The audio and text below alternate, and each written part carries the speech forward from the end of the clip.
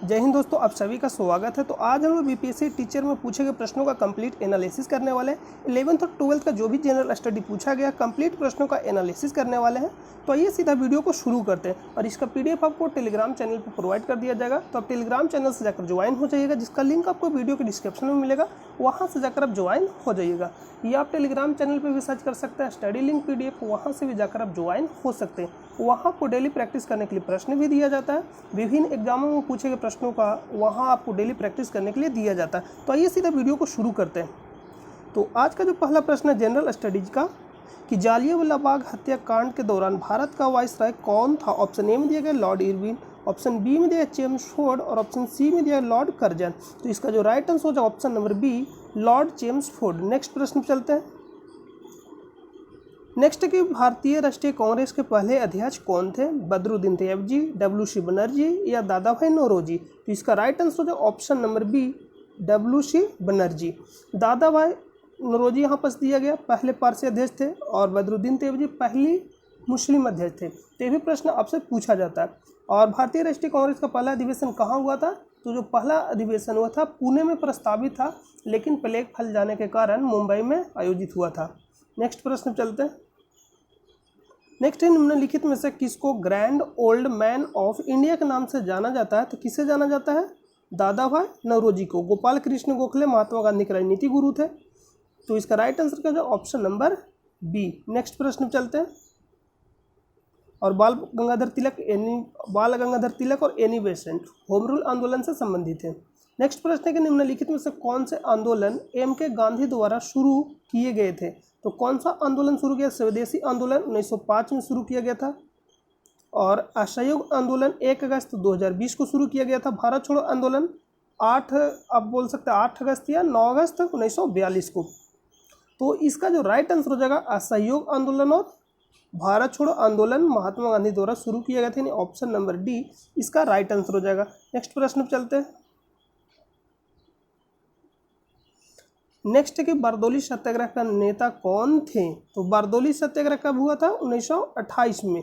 और बारदौली सत्याग्रह के नेता कौन थे। सरदार वल्लभ भाई पटेल। और बारदौली सत्याग्रह में ही वल्लभ भाई पटेल को सरदार की उपाधि दिया गया था। वहाँ के महिलाओं के आग्रह पे वहाँ के महिलाओं के जो निवेदन पे महात्मा गांधी के द्वारा वल्लभ भाई पटेल को सरदार की उपाधि दिया गया था। तो आंसर इसका सी राइट हो जाएगा। नेक्स्ट प्रश्न पर चलते हैं।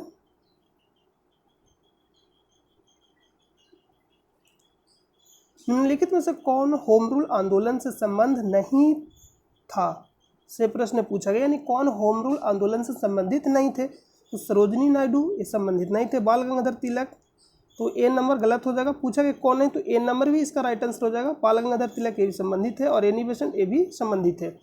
तो इसका राइट आंसर हो जाएगा ऑप्शन नंबर ए इसका राइट आंसर हो जाएगा। नेक्स्ट प्रश्न पर चलते हैं। नेक्स्ट है कि किसने 1920 ईस्वी में बिहार प्रादेशिक कांग्रेस कमेटी की स्थापना की थी। तो यहाँ पर पूछा गया बिहार कांग्रेस कमेटी की स्थापना। तो बिहार कांग्रेस कमेटी की स्थापना पूछा गया, बिहार प्रादेशिक कांग्रेस कमेटी की स्थापना 1920 में। तो जो बिहार प्रोविंशियल कांग्रेस कमेटी का जो स्थापना हुआ था वो हालांकि 1908 में हुआ था। उसमें मजरूल हक शामिल थे और भी शामिल थे इमाम उल हक। तो यहाँ पर जो पूछा गया प्रश्न को 1920 ईस्वी में बिहार प्रादेशिक कांग्रेस कमेटी के अध्यक्ष की स्थापना की थी, यानी किसके द्वारा किया गया था।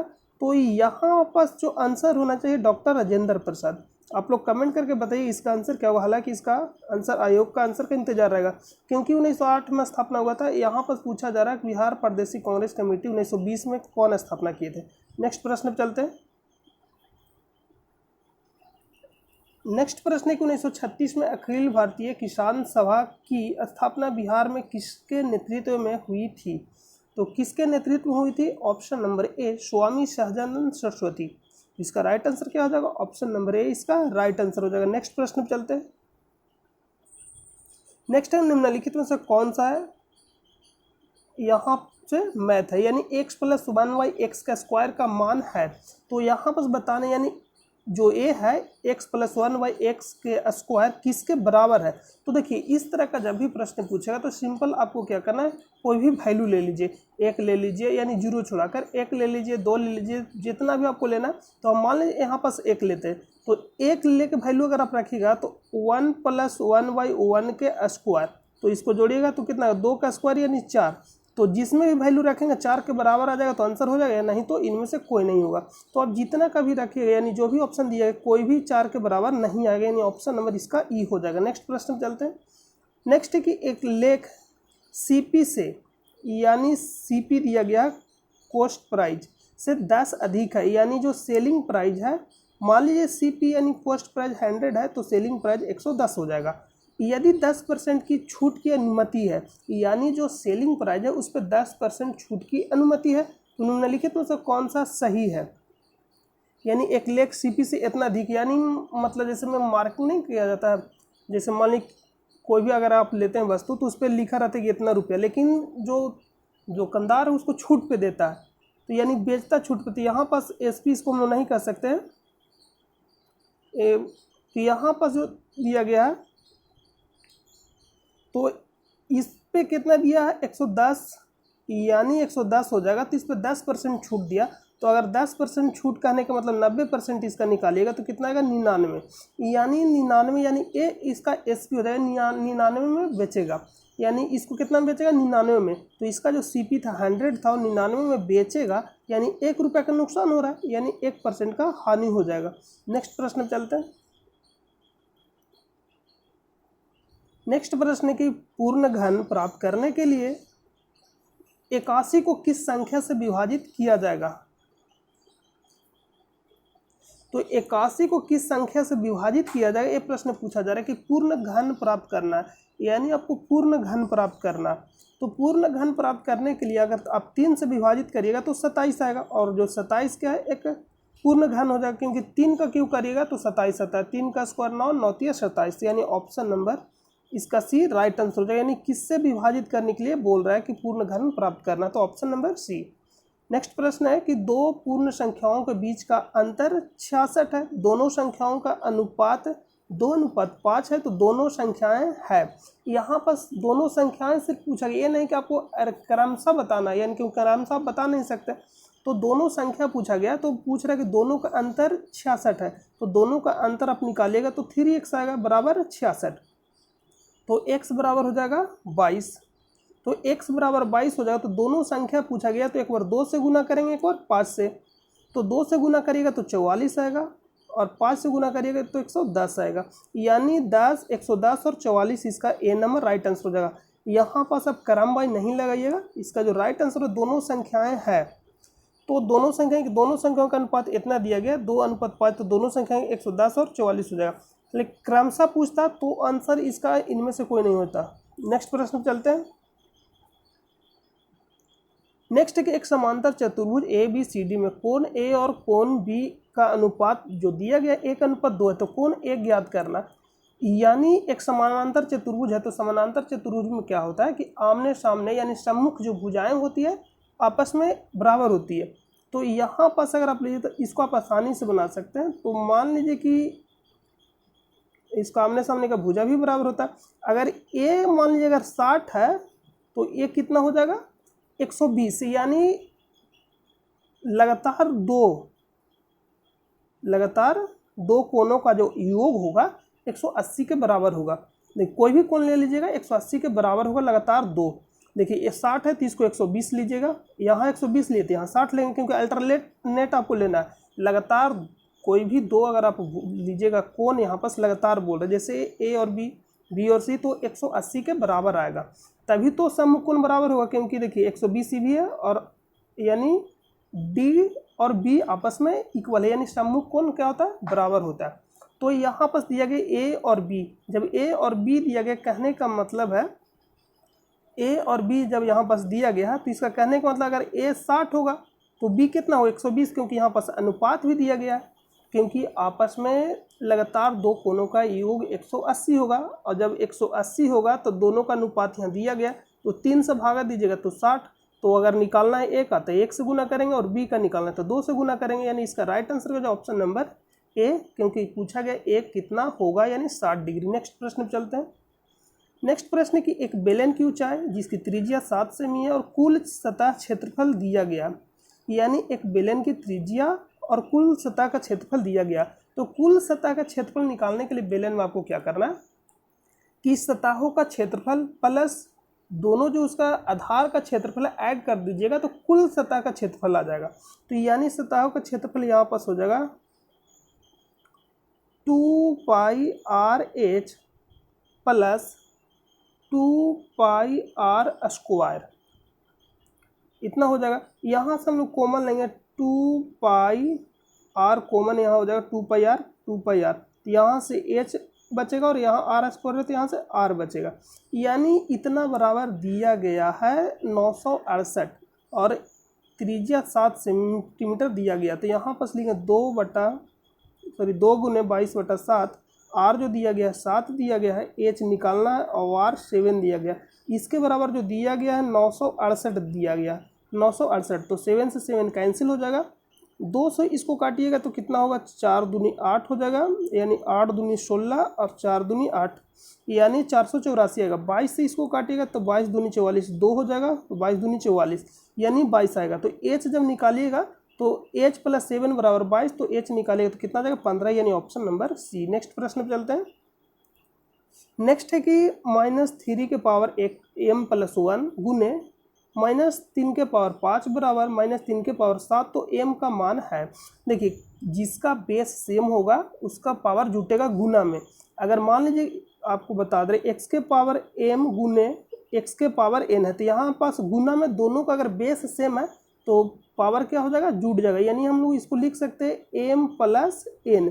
यही अगर भागा में रहता है x के पावर m और x के पावर n तो क्या हो जाता है, घट जाता है। यानी हम इसको लिखते हैं x के पावर m - n, या नीचे वाला जाकर ऊपर घट जाता। तो सेम यहाँ पर प्रोसेस करना, क्योंकि दोनों के देखिए यहाँ पर देखिएगा तो गुना में है और बेस सेम है -3 तो पावर क्या हो जाएगा, जुट जाएगा। यानी 3 के पावर m प्लस यहाँ पास हो जाएगा m प्लस 5 और 1 जोड़िए कितना जाएगा 6 बराबर 3 के पावर 7।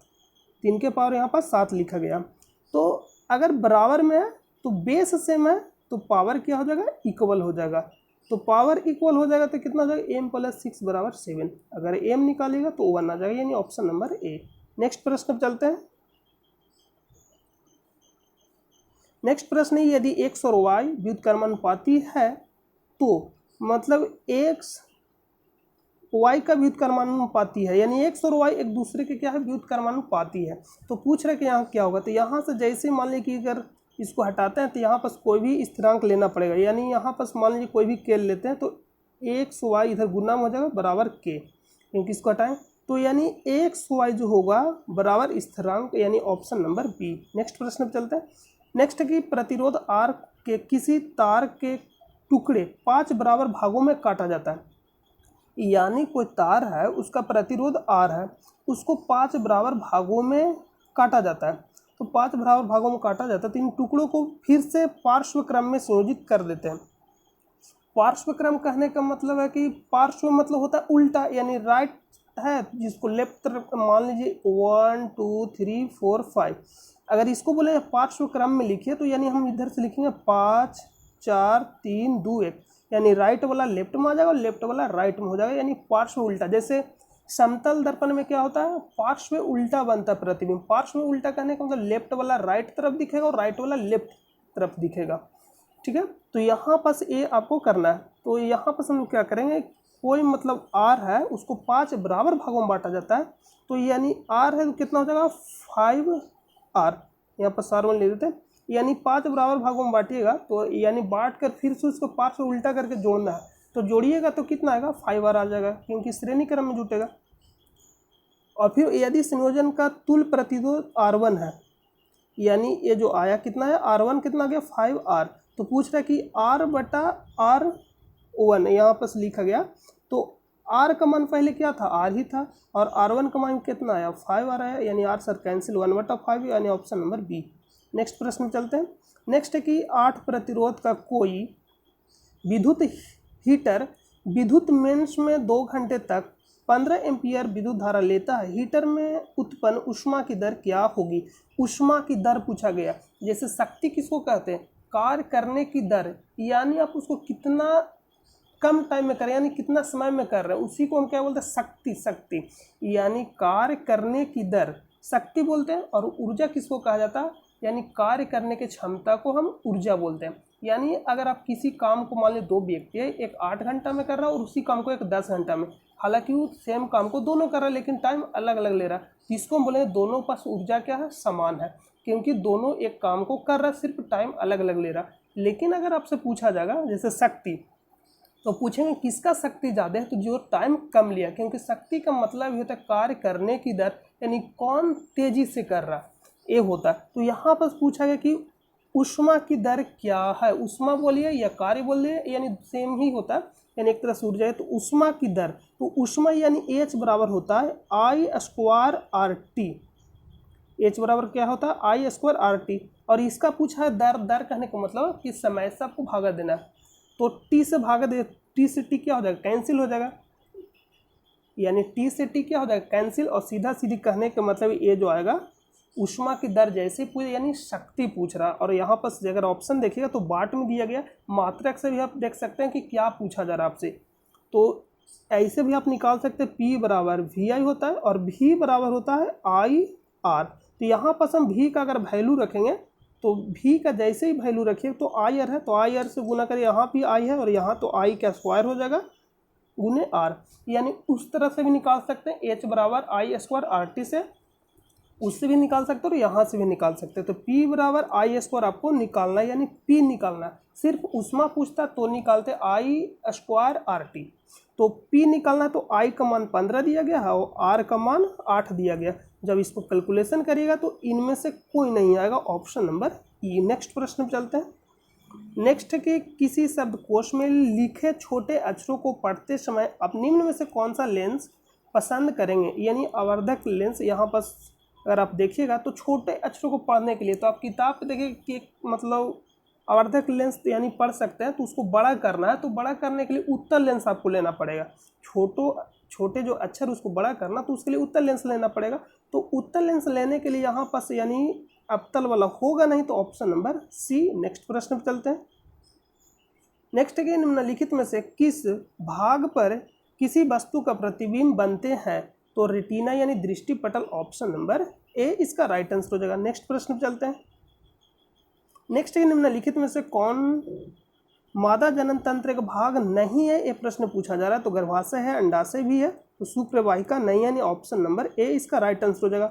यानी किसका है, तो नर जनन अंग का भाग है, option number A right answer है। नेक्स्ट है कि पराग कोश में क्या होते हैं, तो पराग कण होते हैं, यानी ऑप्शन नंबर A। नेक्स्ट प्रश्न पूछा जा रहा है कि अलैंगिक जनन मुकुलन द्वारा होता है, तो मुकुलन द्वारा होता है, ये प्रश्न पूछा जा रहा है। तो प्लाज्मोडियम होगा नहीं, प्लाज्मोडियम होगा नहीं। अमीबा में द्विविखंडन होता है, तो ये भी नहीं होगा। ईस्ट में मुकुलन द्वारा होता है। अगर आप एनसीईआरटी पढ़े तो सीधा वहाँ पर लिखा रहता है कि ईस्ट में मुकुलन द्वारा जनन होता है, यानी अलैंगिक जनन ईस्ट में मुकुलन द्वारा कहने का मतलब है कि मान लीजिए ऐसे उभार निकल जाता है धीरे धीरे, फिर यही क्या होता है, अलग एक सेम जीव का मतलब बन जाता है। तो ऑप्शन नंबर B इसका राइट आंसर हो जाएगा। नेक्स्ट प्रश्न पर चलते हैं। नेक्स्ट है कि अपच का उपचार करने के लिए निम्न में से किस औषधि का उपयोग किया जाता है। अपच कहने का मतलब कि अम्ल का मात्रा ज़्यादा है, तो अम्ल के लिए एंटी अम्ल खाएंगे, यानी प्रति अम्ल। तो ऑप्शन नंबर B इसका राइट आंसर हो जाएगा। नेक्स्ट प्रश्न पर चलते हैं। और प्रति अम्ल में क्या होता है, मैग्नीशियम हाइड्रोक्साइड। नेक्स्ट है, ये भी प्रश्न पूछा है। नेक्स्ट है कि CAA के अंतर्गत नागरिकता प्रक्रिया के लिए आवेदन और निष्पादन किसके द्वारा किया जाएगा, तो ये किसके द्वारा किया जाएगा, तो जनगणना विभाग द्वारा किया जाता है, यानी ऑप्शन नंबर B। नेक्स्ट प्रश्न, निम्न में से किस देश में भारत ने अपना UPI चालू किया है, तो अभी वर्तमान में जो भारत का UPI है टोटल 7 देश में चालू है। कौन कौन सा, पहला अगर नेपाल अगर आपसे पूछेगा, पहला देश पूछेगा यानी कौन सा पहला विदेशी देश है, तो नेपाल हो जाएगा आंसर। यानी तो नेपाल है आपका, हो जाएगा भूटान, हो जाएगा सिंगापुर, हो जाएगा श्रीलंका, हो जाएगा UAE, हो जाएगा फ्रांस। लेकिन अगर पूछेगा प्रथम यूरोपीय देश कौन सा है, तो फ्रांस आंसर हो जाएगा। वो हाल ही में फ्रांस ने गर्भाशय को अधिकार दिया है, यानी राइट दिया। तो इसका जो राइट आंसर हो जाएगा, इसका राइट आंसर क्या हो जाएगा, ऑप्शन नंबर, यहाँ पर पूछा गया कि कौन सा है, तो 7 टोटल देश है। देखिए कौन कौन सा है, नेपाल हो जाएगा, Bhutan, Singapore, Sri Lanka, Mauritius, UAE और फ्रांस। तो इसका राइट आंसर क्या हो जाएगा, option number A Mauritius. Next प्रश्न पे चलते हैं। नेक्स्ट प्रश्न है कि इसरो द्वारा 2024 में अंतरिक्ष यात्रियों सहित भेजने वाले अंतरिक्ष यान का नाम क्या है? तो गगनयान है, ऑप्शन नंबर बी। नेक्स्ट प्रश्न है कौन सा देश G7 का सदस्य नहीं है? यहाँ पर पूछा गया तो नहीं है, तो G7 में है कौन? तो G7 में आपका हो जाएगा यूएई कह रहे हैं, यूएसए हो जाएगा यानी संयुक्त राज्य अमेरिका, कनाडा आपका हो जाएगा यूके यानी यूनाइटेड किंगडम जिसको हम ब्रिटेन भी कह सकते हैं, फ्रांस हो जाएगा, जर्मनी हो जाएगा, इटली हो जाएगा और जापान हो जाएगा। G7 में कौन कौन सा था? अगर आप मैप याद रखें तो मैप में जैसे में यूएसए के ऊपर कनाडा हो जाएगा, कनाडा के जस्ट हम सामने आएंगे तो ऊपर हो जाएगा यूके के नीचे आएंगे तो हो जाएगा फ्रांस इधर जाएंगे तो जर्मनी के नीचे आएंगे तो इटली और इटली से फिर सामने जाएंगे तो जापान हो जाएगा। इस तरह से आप मैपिंग करके याद रख सकते हैं। अगर इसमें रूस शामिल हो जाएगा तो G8 बन गया था, लेकिन रूस फिर निकल गया तो G7 में कौन कौन सा शामिल है? तो यहाँ पर पूछा कौन नहीं है, तो ऑप्शन नंबर सी रसिया। नेक्स्ट प्रश्न पे चलते हैं।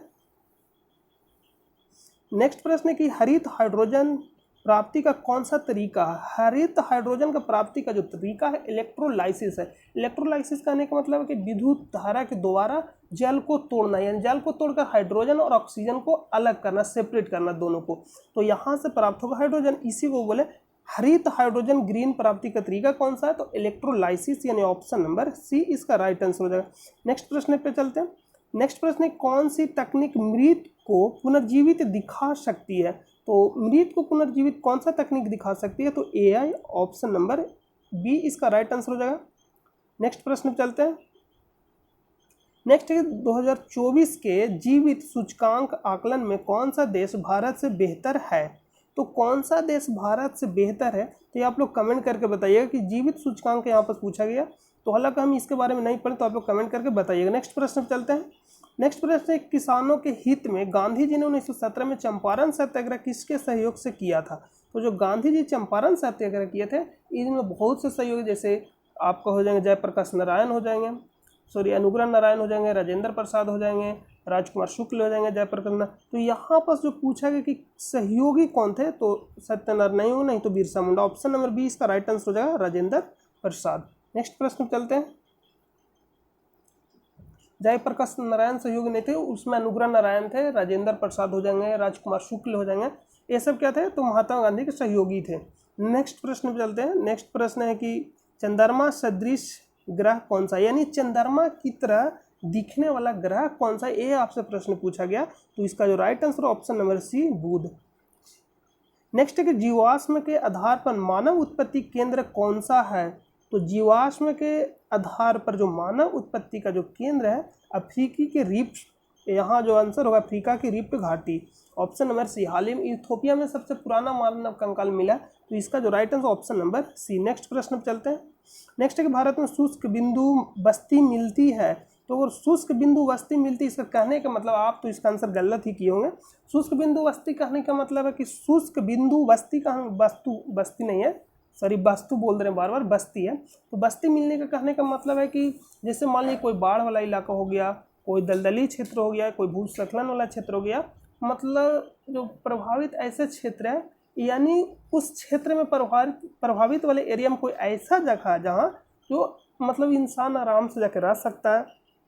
शुष्क बिंदु बस्ती यानी वहाँ आप उससे मतलब बचाव करने के लिए वहाँ जाकर वो रह सकता है, तो उस एरिया में जो वो वाला पॉइंट होगा जहाँ पास मतलब वो रह सकता है जाके, उसको हम बोलेंगे शुष्क बिंदु बस्ती, सॉरी बस्तु बोल रहे बार बार, शुष्क बिंदु बस्ती बोलेंगे उसको।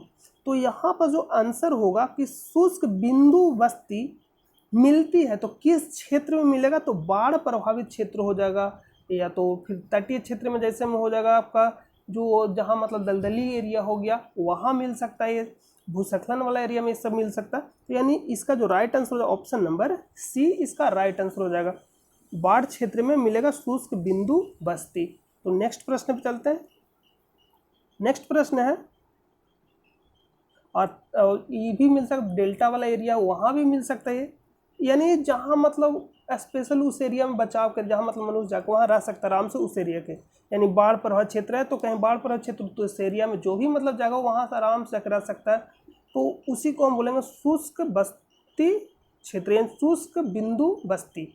नेक्स्ट प्रश्न है कि बिहार के किस जिले में धान का उत्पादन सर्वाधिक होता है? तो इसका जो राइट आंसर हो जाएगा option number B, Rohtas. Next प्रश्न पे चलते हैं। नेक्स्ट प्रश्न है कि तेहरान किस पर्वत पर स्थित है? तो जो तेहरान है ईरान का राजधानी है, तो ईरान का राजधानी तेहरान है, तो इसका जो राइट आंसर है L ब्रुज, option number C.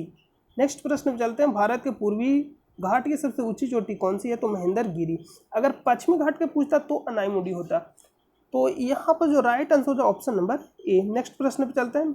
Next है कि इनमें से कौन सा कथन वनस्पतियों और जीवों की कमी का वैध कारण नहीं है? यानी कौन सा कारण नहीं है जीव और वनस्पति के कमी का, कौन सा कारण नहीं है? तो कारण अगर आपसे पूछा जाता तो बृहद पैमाने पे जो योजनाओं का विकास किया जा रहा है ये भी कारण है, और कृषिगत फैलाव यानी कृषि का अगर आप विस्तार करिएगा तो पेड़ पौधे से बहुत ज़्यादा मात्रा में काटा जाता है। तो यानी कारण अगर पूछता है तो कृषिगत फैलाव भी कारण होता है और बृहद पैमाने पर योजना का विकास। तो पूछा कौन सा नहीं है? तो चराई और जलाने के लिए, यानी जो लकड़ी का एकत्रित करते हैं वो मतलब इसका कारण नहीं है, तो ऑप्शन नंबर ए इसका राइट आंसर हो जाएगा। नेक्स्ट प्रश्न पे चलते हैं। यानी चराई और जलाने के लिए लकड़ी जो जमा कर, तो इसका कारण उससे मतलब उतना प्रभावित ही नहीं होता, तो इसका जो right answer option number A. Next प्रश्न पे चलते हैं। नेक्स्ट है कि बिहार के किस जिले में रेशमी वस्त्र का उत्पादन सर्वाधिक होता है? तो आंसर बी, भागलपुर। तो जितना भी प्रश्न था सारा प्रश्न कंप्लीट हो गया। तो मिलते हैं नेक्स्ट वीडियो में, तब तक के लिए अपना ख्याल रखिए। जय हिंद, जय भारत।